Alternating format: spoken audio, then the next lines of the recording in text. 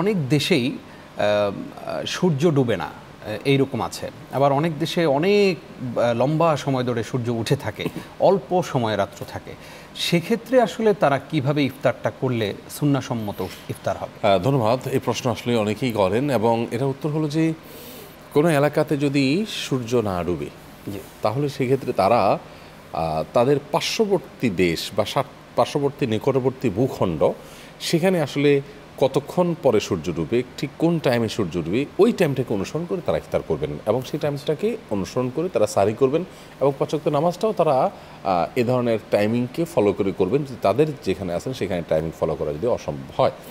ঠিক একইভাবে আরেকটা প্রশ্ন সম্পর্ক আমাদের অনেকের মনে আসে, সেটা হলো যে ইফতার কেন্দ্রিক একটা ধারণা আমাদের সমাজে আছে যে ইফতারে যা খাওয়া হয় এটার কোনো হিসাব নেই আল্লাহ তালার কাছে। শুধু সেটাই না, অনেকে মনে করেন যে রমজান মাসে যা খাওয়া হয় এটার কোনো হিসাব নেই। এগুলো সবগুলো আসলে আমাদের নিজেদের সুবিধার্থে তৈরি করা মাসআলা আমরা বলতে পারি। এগুলোর কোনো ভিত্তি কোরআন বা সুন্নাহ কোথাও নেই।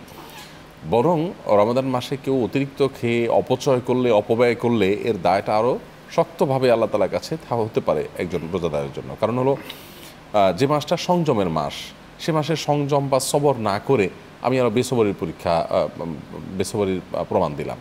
এই জন্য আসলে এখানে লিমিটেশন প্রত্যেকটা ক্ষেত্রেই থাকতে হবে। ইফতারের ক্ষেত্রেও আমাদের লিমিটেশন থাকতে হবে। আমরা সময় হওয়ার সাথে সাথে ইফতার করব। অবশ্য আমাদের এখন ইফতারের যে অবস্থা, দেশে বিদেশে ইফতার আমাদের কয়েক ধাপে ধাপে হয়। সূর্য ডুবার সাথে সাথে এক ধাপ হয়ে যায় নামাজের আগ পর্যন্ত, নামাজের পরে আরেক ধাপ শুরু হয়, আবার বিরতি দিয়ে দেখা যায় যে আমরা ঝাল আইটেম দিয়ে আবার কিছু একটা এসার আগে দিয়ে আরেক ধাপ খাই। তো পরবর্তী ধাপগুলোতে খান আপনি, কিন্তু প্রথমত হলো আল্লাহ বলেছেন কুলু ওয়াশরাবু ওয়ালা তুসরিফু, খাও এবং পান করো কিন্তু অপচয় করো না। সো আমরা অপচয় যেন না করি, অপব্যয় যেন না করি, মাত্রাতিরিক্ত কোনো কিছু যেন না করি।